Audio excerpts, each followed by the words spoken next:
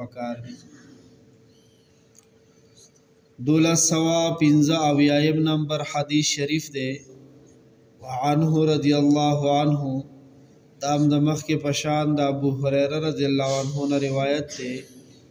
ان رسول اللہ صلی اللہ علیہ وسلم قال کہ رسول اللہ صلی اللہ علیہ وسلم فرمائلی دی العمرة الى العمرة کفارة لما بینہما یو عمره بل عمره پوری د گناهونو کفاره ده د هغه گناهونو د پاره چې کوم د دې دواړو عمرو منځ کې وشي دې کې د عمره فضیلت بیان شو لگاتار بار بار الله پاک چاله وسور کی مقور کی عمره پکار ده امام شافعی رحمه الله فرمایلی دی وی عمره د حج پشان فرض ده زمون مشر امام صاحب امام اعظم ابو حنیفه رحمه الله احناف وی چی عمره سنت مؤکده ده خودی حدیث کی فضیلت بیان شو د یو عمره نه بل عمره منس کې څومره ګناهونه شوي دي نو دا عمره ور د پاره کفاره ګرځي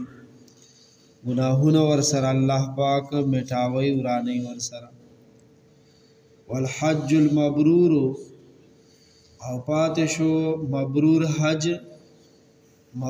حج هغه حج ته ویل کېږي چې هغه کې د حاجی سے هر قسم ګناه نه ځان په پرهیز کې وساتي او د پاک حج لیس له جزاء نبی علیہ السلام فرمائی د دې خو بل بدله نشته ده الا الجنه سوا د جنت د پاک حج خو بل شی بدله نشي جوړې ده سوا د جنت په دې دنیا د پاک حج بل بدله کې ده نشي سوا د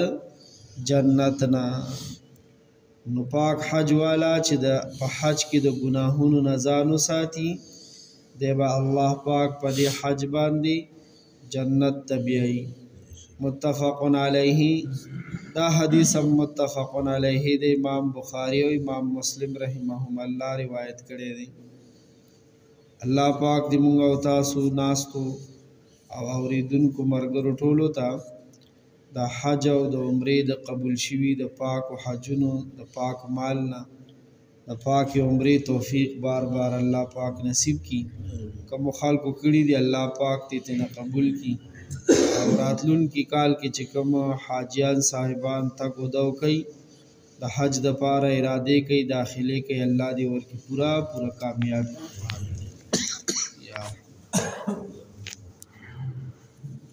یا